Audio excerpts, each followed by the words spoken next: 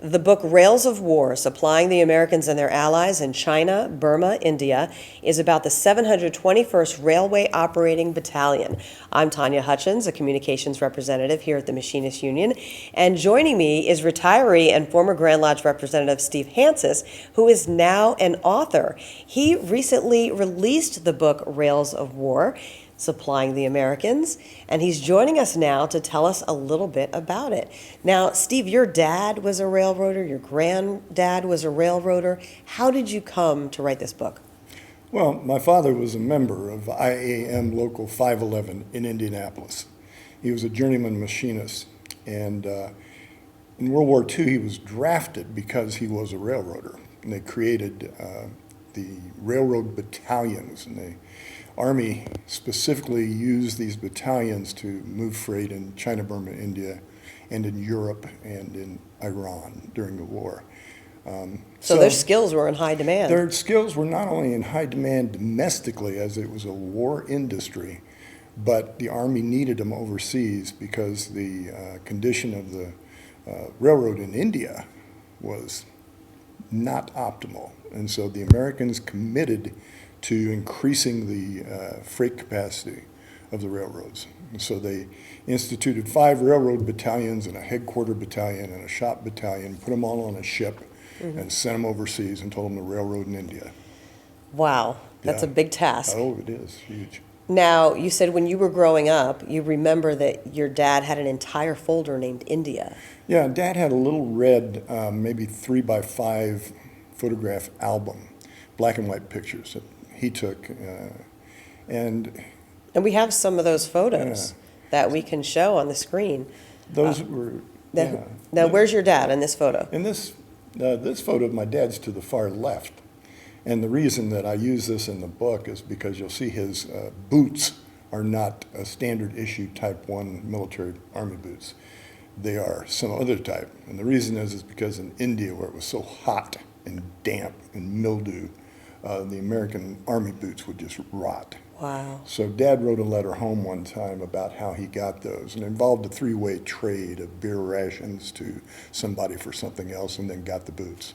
So he really had to get them. Those are 3 other staff sergeants. Dad was a staff sergeant. So. Okay. Great. Now this photo here is this the entire battalion or is no, this the I company? think this is probably a less than a company. Okay. So these were probably the shop battalion, Company B, part of that. And so these men are in Camp Cushing, which was just outside of Fort Sam in Texas. They're doing their training before they go overseas in the Southern Pacific Railway down there. Now these photos are this one's dated September 28th, 1945. Right. You taught me how to say Parbatipur. Correct. Parbatipur, India Railroad. Is this just a typical rail yard that you would see in India? Yeah, what you'll find here is they're improvising. They're moving this boxcar by using a truck with a crane on it. And a lot of what the Americans had to do in India was very improvised and very seat of the pants and very ground up, so that you had a lot of enlisted men initiative to get the job done. And I try to hit on that in the book, is that the culture of the union movement and the enlisted men, it was vital to the Americans getting their supplies to where they needed to be. So that is a picture in the yards in Parbatipur. This photograph is my father with a couple of the native children. And some of the, what this brings to mind though is that during the time the battalion was in India, there was a famine that was going on too, that ended up killing 6 million Indians. Wow. Yeah, and it was because of the rice in Burma no longer going to India. When the Japanese took Burma, the rice went to the Japanese. And so the Indian population was starving, and the area around my father's camp was basically in it was a famine. It's one of the largest ones in India. So not only are they witnessing war, but they're witnessing famine and people dying around them. Absolutely. That's just one challenge right there. Oh, yeah. There were other challenges that they dealt with also in terms of the weather. You were saying that they had monsoons, they were dealing with mud. Tell us about some of those conditions that they had to actually work in. The area that Dad worked in is present-day Bangladesh. And back in those days, it was part of the Indian structure. But topologically, it's classified as a malarial plain. So wet, low, hot, lots of insects, lots of snakes, and not a pleasant place to be, let alone to try to railroad with a whole lot of freight that needs to move. Yeah, I can't imagine trying to fix a train or lay track when you have snakes around you Yeah. in the mud, trying to move. Well, Dad wasn't, Dad came back. His major injury were what they called jungle rot, which was a kind of a fungus, I guess, that lived on the skin. And, he had that for the rest of his life, and that was almost ubiquitous to everybody that served over there. But I guess the real strategic reason that Dad was where he was because the United States government and the Allies all had decided that China needed to be in the war on the side of the Allies. Because if China were to ever be, taken by the Japanese completely, or if China switched sides and went to the Japanese side, it would have freed up 2 million Chinese troops and 2 million Japanese troops. So back in the days before they knew there was a bomb, the strategy was to keep China in the war, take China from the Japanese, then put American soldiers on Korea, and then bomb Japan from Korea, and then invade Japan from Korea. So that's what they were thinking when they had to move all this freight, was how are we going to feed 2 million troops and give them arms and ammunition in China. So that's why the United States railroaders came into the picture. Now, let's tell everyone and the readers about how it was broken up, because you said they were broken up into companies A, B, and C. Your dad was in company B? Yes. The machinists and the shop crafts were in company B.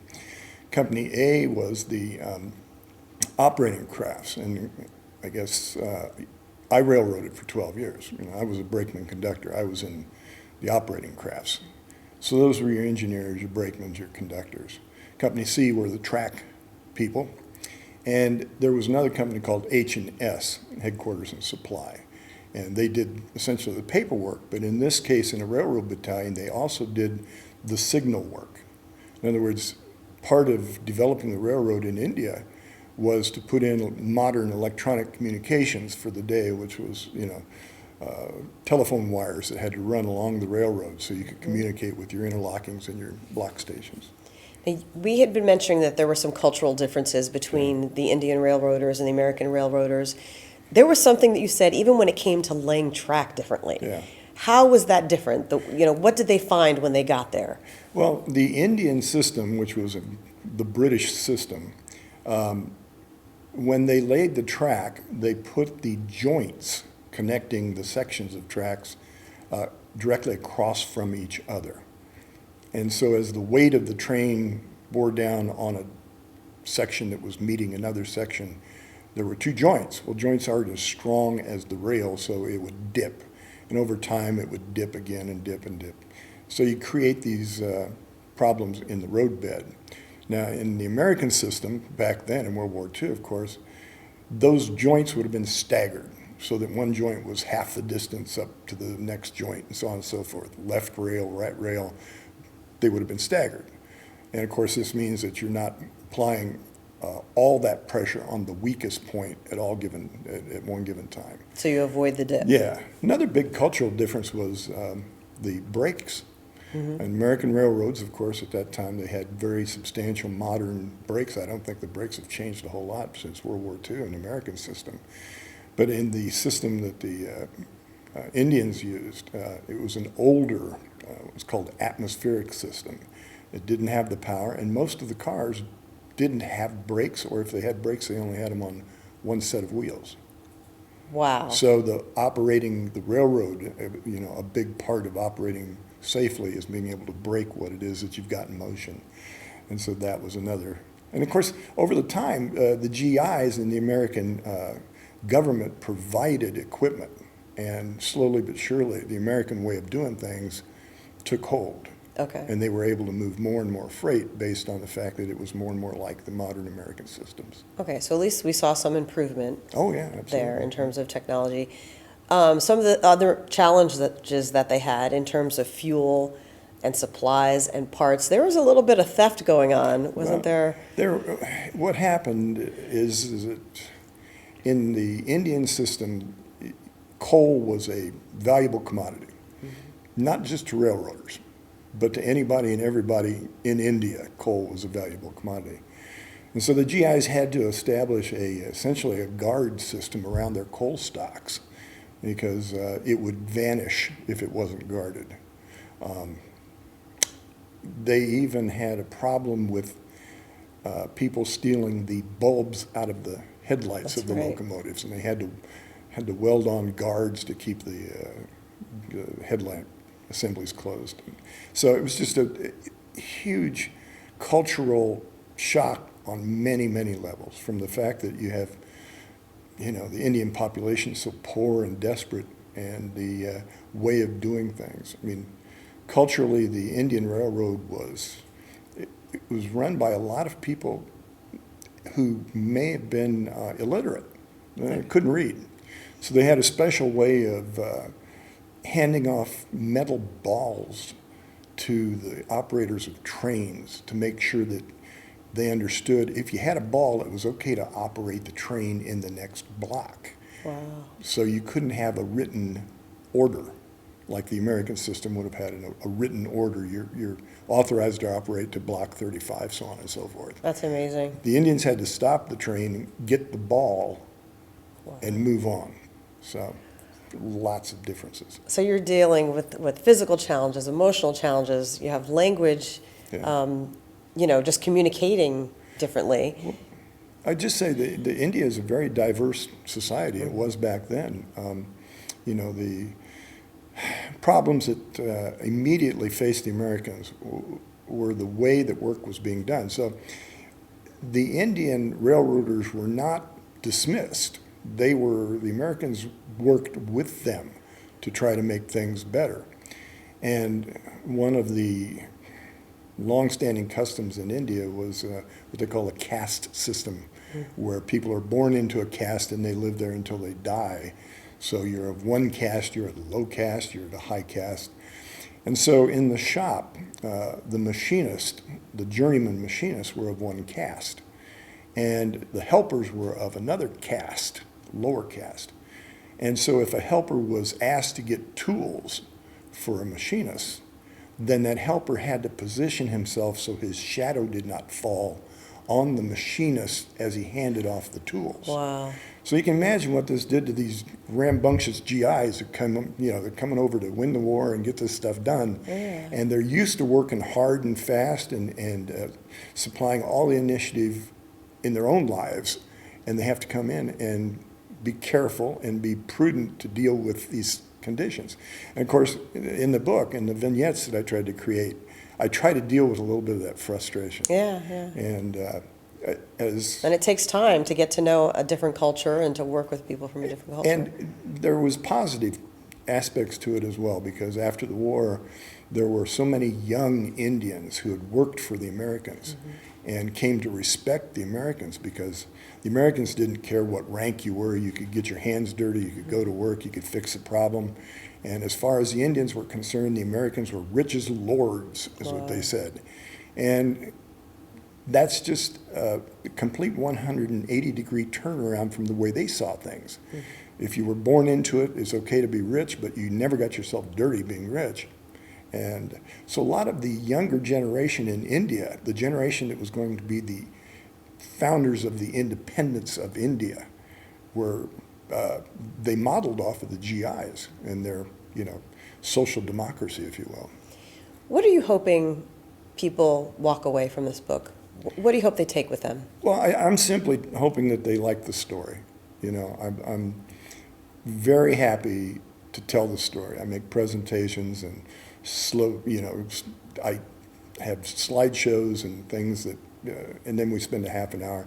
And those presentations are inevitably attended by people who their father was in India or Burma, or their father was a railroader and this and that. And talking to those people, you can help them see a little bit of what maybe their father or their grandfather's lives were like. And I think that that's probably the end product. I could go on and editorialize about the ground-up initiative of the Americans and that kind of thing, which they had. And I could also editorialize about the strength of the labor unions, because When they came back, they became union leaders. The men that I got to know in the 721st, there were about 19 of them, and they had their reunions in upstate New York, because Dad's unit was a New York Central unit. And they were almost to the person. They were officials in their local unions, railroad unions. And I think in an earlier discussion, I told you, I said, it's partially because of the union benefit of railroading. And these guys had good jobs, good retirements, and they were able to, enjoy their retirement, go off to these reunions, gather some artifacts, share them with me. That's all got a union connection as far as I'm concerned. And we were founded as the Machinists You got it. Union, as a railroad union. That's absolutely So true. we are so proud to see this book, and we're so grateful that you wrote it and documented such an important time in American history and in labor history. Well, I'm very happy for my time, not just in the machinists, but in the labor movement overall. And I was just one of these lucky guys. I retired. I got a literary agent, and then the University of Nebraska Press said that they would publish it. So a lot of my life has been curiosity in how things are done. So I started working on the railroad, and I was curious about that, and we'd go into different factories, and I'd be curious about how Ford did its forging and the factories and stuff, and I'd be curious about how these details were done. And now I'm kind of curious about how commercial publishing works. And so we're going through this whole process now. The book's out, and You get it on Amazon. you can buy it any place. It's internationally All right. for sale. Is there anything else you'd like to mention before we leave? No, I'd just like to thank you, because this is a great opportunity to go ahead and tell the story. And if it makes people feel good, that's fine with me. Well, thank you so much. Thank Steve you. Hantzis, retiree with the IAM. The book is called Rails of War, and it's from Potomac Books, which is part of the University of Nebraska Press.